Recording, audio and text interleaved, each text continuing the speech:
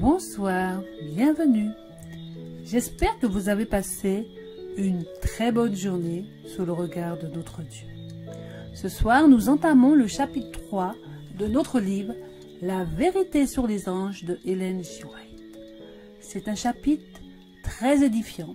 Nous allons rester à la hauteur du ciel. Commençons. Les anges dans le ciel avant la rébellion. Le Christ en tant que Dieu créateur. Avant que les hommes ou les anges ne soient créés, la parole était avec Dieu et était Dieu. Le monde a été fait par elle et rien de ce qui a été fait n'a été fait sans elle. Si le Christ a fait toutes choses, il existait avant toutes choses. Les paroles prononcées à ce sujet sont si décisives que personne ne doit en douter. Le Christ était Dieu essentiellement, et dans le sens le plus élevé. Il était avec Dieu de toute éternité, Dieu par-dessus tout, béni à jamais.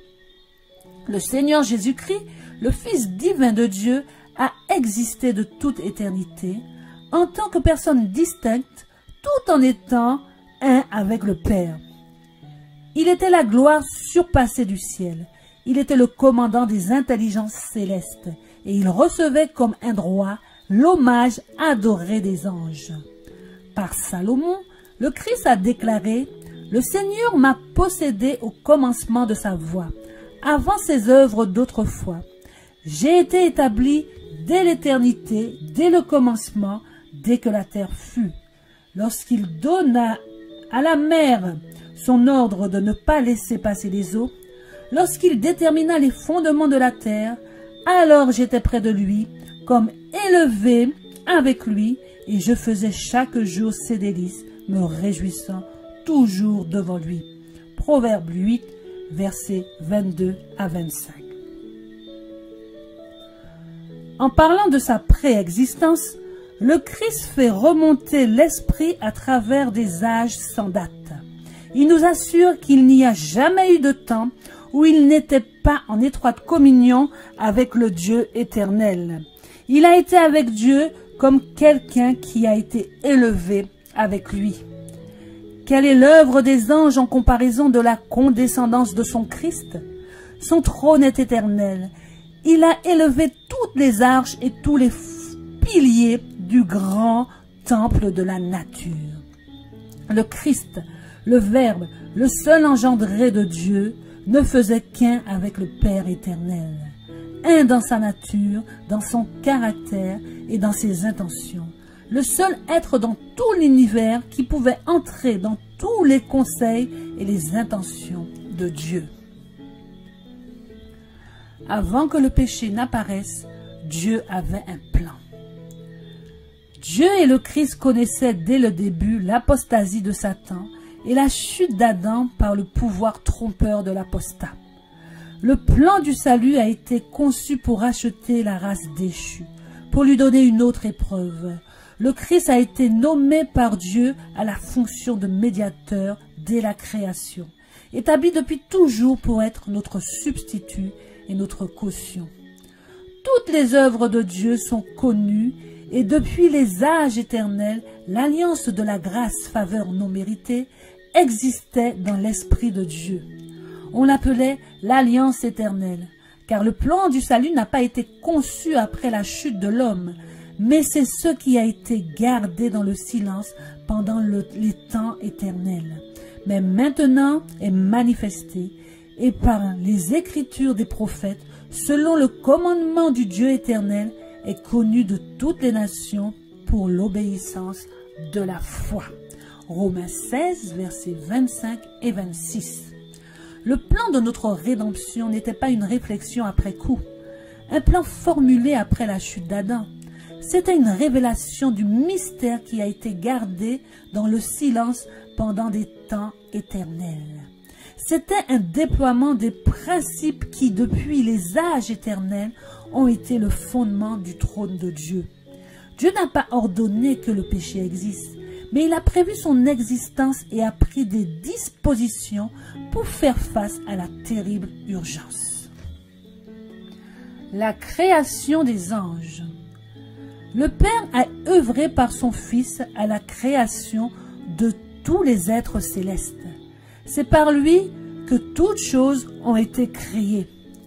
Qu'il s'agisse de trônes, de domination, de principautés ou de puissance, toutes choses ont été créées par lui et pour lui. Avant la création de l'homme, les anges existaient, car lorsque les fondations de la terre furent posées, les étoiles du matin chantèrent ensemble et tous les fils de Dieu poussaient des cris de joie. Job 38, verset 7. Après la chute de l'homme, les anges ont été envoyés pour garder l'arbre de vie, et ce, avant qu'un être humain ne soit mort. Les anges sont par nature supérieurs aux hommes, car le psalmiste dit que l'homme a été fait de peu inférieur aux anges. Psaume 8, verset 5.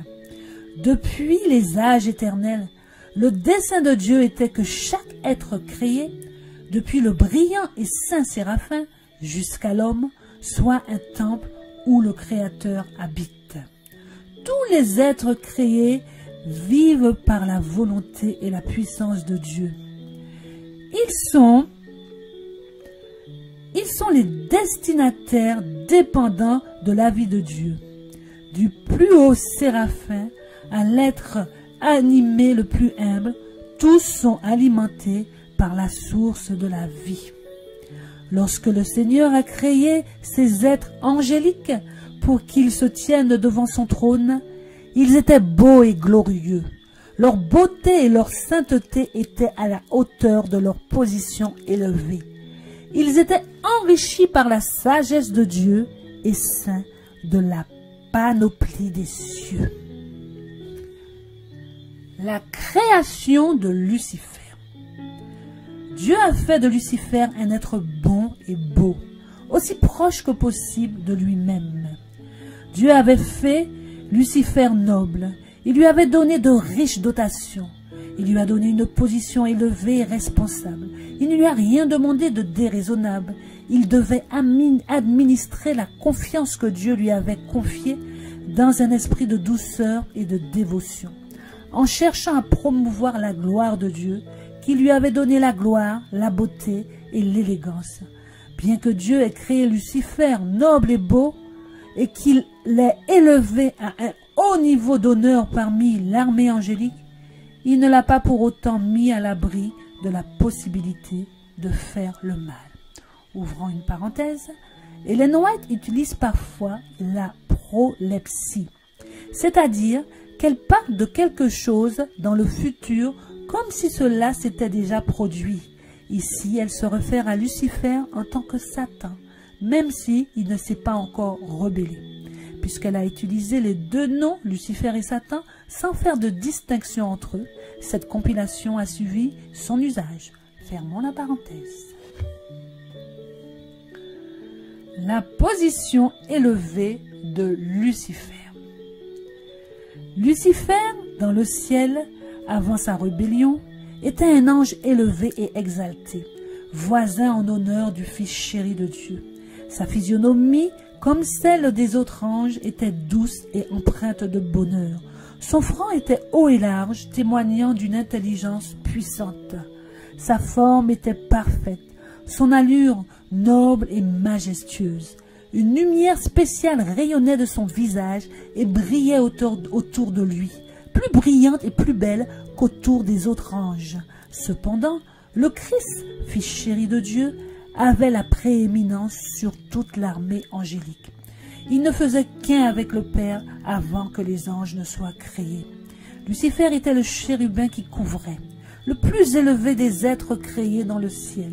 Il se tenait le plus près du trône de Dieu et était le plus étroitement lié et identifié à l'administration du gouvernement de Dieu, le plus richement doté de la gloire de sa majesté et de sa puissance. Le Seigneur lui-même a donné à Satan sa gloire et sa sagesse, et en a fait le chérubin qui le couvre, bon, noble et extrêmement beau. Parmi les habitants du ciel, Satan, après le Christ, était à un moment donné le plus honoré de Dieu et le plus haut en puissance et en gloire. Lucifer, fils du matin, était le premier des chérubins de couverture, saint et sans tache. Il se tenait en présence du grand Créateur, et les rayons incessants de la gloire qui enveloppait le Dieu éternel reposaient sur lui. Lucifer avait été le plus élevé de tous les êtres créés et avait été le premier à révéler les desseins de Dieu à l'univers. Avant que le mal n'apparaisse. La paix et la joie, dans une soumission parfaite à la volonté du ciel, existaient dans toute l'armée angélique. L'amour pour Dieu était suprême, l'amour pour les autres impartiel. Telle était la condition qui existait pendant des siècles avant l'entrée du péché. Lucifer avait une connaissance de la valeur inestimable des richesses éternelles, ce dont l'homme ne possédait pas. Il avait fait l'expérience du pur contentement, de la paix, du bonheur exalté et des joies inépuisables de la demeure céleste. Il avait réalisé, avant sa rébellion, la satisfaction de la pleine approbation de Dieu. Il avait eu une pleine appréciation de la gloire qui enveloppait le Père et savait qu'il n'y avait aucune limite à sa puissance. Il fut un temps où c'était sa joie d'exécuter les ordres divins. Son cœur était rempli d'amour et de joie en servant son Créateur. Satan était un ange magnifique et exalté, et il le serait resté à jamais s'il n'avait pas retiré son allégeance à Dieu. Amen. Ainsi s'achève le 3e chapitre. Je vous souhaite une excellente nuit sous le regard de Dieu. Pensez à prier et réclamer vos anges gardiens autour de vous. N'oubliez pas de liker et de vous abonner. Je vous remercie. Soyez bénis.